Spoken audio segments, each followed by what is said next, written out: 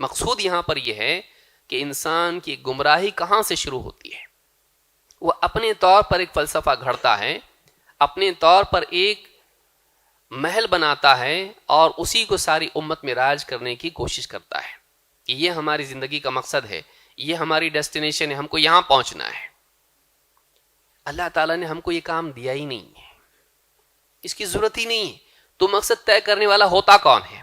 اپنی زندگی کے لیے اور ساری امت کے لیے۔ جس نے تجھ کو بنایا، جس نے چڑیا بنائی، جس نے تتلی بنائی، جس نے پرندے بنائے، جس نے مچھلیاں بنائی، جس نے ساری مخلوقات کو پیدا کیا، ہر ایک کو اس نے اس کا کام دے دیا، اس کی زندگی کا مقصد دے دیا۔ الذی اعطى كل شيء خلقه ثم هدى۔ موسیٰ علیہ السلام نے دعوت دی تو کیا کہا؟ الذی، ہمارا رب کون ہے؟ الذی اعطى كل شيء خلقه، جس نے ہر مخلوق کو اس کا ڈھانچہ دیا، ثم هدى، پھر اس کو اس کے مقصود کی طرف رہنمائی کرتی ہے۔ ساری چیزیں اپنا اپنا برابر کام کر رہی ہیں۔ کوئی پرندہ سوچتا ہے کیا کرنا چاہیے زندگی میں، کچھ ایک اپنے لیے گول بنانا چاہیے، کوئی کرتا ہے ایسا؟ شہد کی مکھی نے سوچا یہ کب تک چھتا بناتے ہیں، کچھ تو دوسرا بنائیں گے، گھونسلہ بنائیں گے۔ کبھی وہ آپس میں میٹنگ کر کے اپنے لیے نیا مقصد نہیں چنتے ہیں۔ اللہ رب العالمین نے جو مقصد ان کو دیا ہے اس مقصد کے مطابق جیتے، تبھی کائنات کا نظام صحیح چل رہا ہے۔ معلوم یہ ہوا کہ انسان کی نجات اس میں یہ ہے کہ وہ اس مقصد کو اپنائیں جو اللہ نے اس کے لیے دیا ہے۔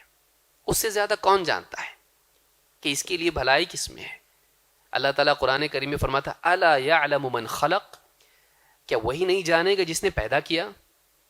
یعنی اللہ کو نہیں معلوم اللہ نے انسان کو کیوں پیدا کیا؟ اللہ کو معلوم ہے۔ پھر اللہ کو معلوم ہے، اللہ بتائے گا نہیں؟ پیدا تو کر دیا، مقصد ہی نہیں بتایا اس کا؟ ہو نہیں سکتا ہے۔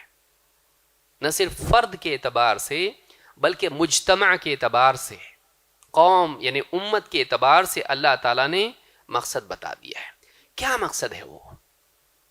قرآن کریم میں دو جگہ فرد اور مجتمع کا مقصد اللہ نے بتا دیا ہے، اس لیے کہ کسی بھی انسان کے لیے مقصد جاننے کے لیے گمان اور قیاس آرائیاں اور فلسفے اور اس طرح کی تفصیلات نہیں، کلیئرٹی کے ساتھ وہ ہونا چاہیے۔ اسلام میں پیشاب پاخانے کے احکام تو بتا دیے گئے ہیں اور انسان کو زندگی کا مقصد نہ بتا دیا گیا، ایسے ہو سکتا ہے؟ اللہ تعالیٰ نے مقصد بتایا، سادہ الفاظ میں بتایا وَمَا خَلَقْتُ الْجِنَّ وَالْإِنسَ إِلَّا لِيَعْبُدُونَ، میں نے جنات اور انسانوں کو پیدا کیا ہے تو اپنی عبادت کے لیے۔ یہاں پر لیعبدون میں لام تعلیل کے لیے ہے۔ کیوں؟ لی یعبدون، لیعبدون میں یعبدون پڑھتے ہیں، اصل میں ہے وہ یعبدونی، لیکن عربی میں جب جملہ ختم ہوتا ہے، آیت ختم ہوتی ہے تو یا چھوڑ دیتے ہیں اور کسرہ لگا دیتے ہیں، یعبدونا نہیں ہے، وہ ہے یعبدونی ہے وہ۔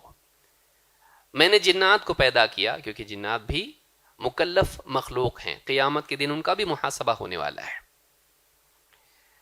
فَبِأَيِّ آلَاءِ رَبِّكُمَا تُكَذِّبَانِ، کہا میں نے جنات اور انسانوں کو پیدا کیا تو صرف اپنی عبادت کے لیے۔ تو معلوم ہوا کہ یہ مخلوق کا ہر فرد کی زندگی کا مقصد ہے کہ وہ اللہ تعالیٰ کی عبادت کریں اور صرف اللہ کی عبادت کریں۔ اسی لیے امام البخاری نے صحیح بخاری میں اس آیت کی تفسیر میں کیا کہا؟ ای لیوحدون، تاکہ وہ میری توحید کا اہتمام کریں۔ مقاتل ابن سلیمان اور کئی مفسرین نے اس کو ذکر کیا کہ یہاں یعبدون سے مراد کیا ہے؟ اللہ کی بھی عبادت کریں، دوسروں کی بھی عبادت کریں نہیں، اللہ کی بھی عبادت کریں نہیں، اللہ ہی کی عبادت کریں۔ لیوحدون، وہ میری توحید کا اہتمام کریں، صرف اور صرف اللہ کو اپنا رب مانیں، صرف اور صرف اللہ کو اپنا معبود تسلیم کریں اور اس کی عبادت کریں، اور اللہ کی صفات میں، اللہ کے اسماء میں کسی کو اللہ کے ساتھ شریک نہ کریں، اللہ جیسا کسی کو نہ مانیں، اللہ جیسا معاملہ کسی کے ساتھ نہ کریں، اللہ کی معرفت میں کسی کو اس کے ساتھ شریک نہ کریں، اللہ کے حقوق میں کسی کو اس کے ساتھ شریک نہ کریں۔